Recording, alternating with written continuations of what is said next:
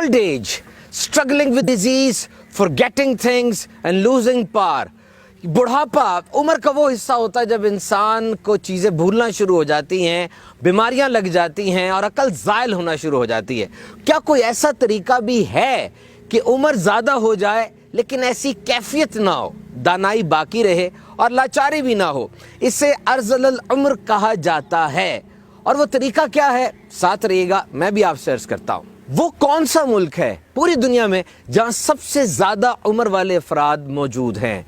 Ireland, Germany और number 1 Japan. याद रखिए, जब कोई इंसान 100 साल का हो जाता है उसे सेंटेनेरियन कहा जाता है, और जो 110 साल तक पहुंच जाए उसे सुपर सेंटेनेरियन कहा जाता है। 2016 में एक अंदाजे के मुताबिक पूरी दुनिया में 4,51,000 सेंटेनेरियन यानी 100 साल की उम्र वाले अफराद थे, और 2050 तक it is projected to be 36 lakh, यानी 2050 तक 100 साल की उम्र वाले अफराद की तादाद हो सकता है 36 लाख हो जाए। दुनिया में बहुत से ममालिक ऐसे भी हैं जहां कोई 100 साल का हो जाए तो उससे स्पेशल सर्टिफिकेट भी दिया जाता है। हाँ, अगर पाकिस्तान की बात की जाए तो यहाँ यूथ बल्ज है, यानी नौजवानों की तादाद ज्यादा है। पाकिस्तान की 64% आबादी वो 30 साल से कम उम्र है, और ये जो रिटायरमेंट की एज होती है ये भी मुख्तलिफ मुल्कों में मुख्तलिफ है, कहीं 57, कहीं 67, कहीं 65।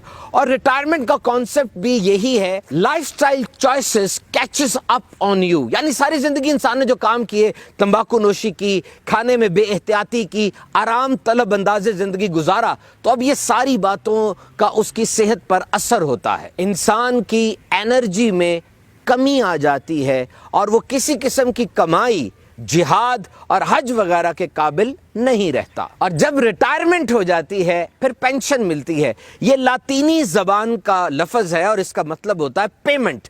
आइए अब उस बात की तरफ कि इंसान की उम्र ज्यादा हो जाए लेकिन उसकी अकल सलामत रहे, तरीका क्या होगा? हदीस शरीफ में है, और बाज लोगों ने इसको हज़रत अकरमा का कौल बताया है, कि जो शख्स कुरान पढ़ता रहेगा, कुरान मजीद पे गौर व फिक्र करता रहेगा और कुरान पर अमल करता रहेगा, वो अर्ज़ल उम्र तक नहीं पहुंचेगा।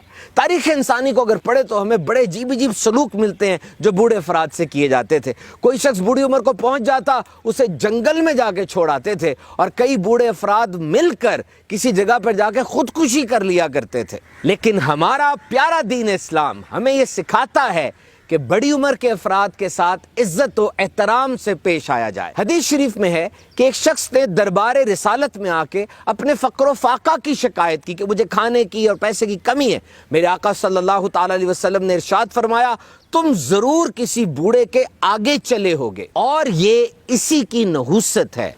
खास तौर पे जब वालिदैन बूढ़े हो जाते हैं तो ये औलाद के लिए एक इम्तिहान होता है। अल्लाह ताला हमें दुनिया और आखिरत के तमाम इम्तिहानात में सुर्खरुई अता फरमाए।